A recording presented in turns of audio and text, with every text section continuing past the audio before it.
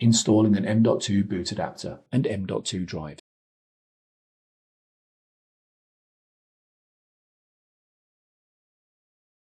Align the M.2 boot adapter with the T-head pin on the PCIe adapter and then slide it into place. Fasten the captive screw on the M.2 boot adapter. Fasten the screw to secure the adapter. Install the M.2 drives on the M.2 boot adapter. Connect both cables.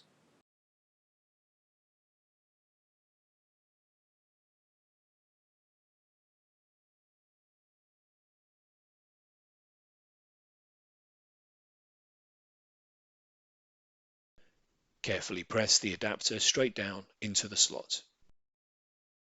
Close the retaining clip to secure the PCIe adapter in place. Connect the M.2 boot adapter cables to the system board.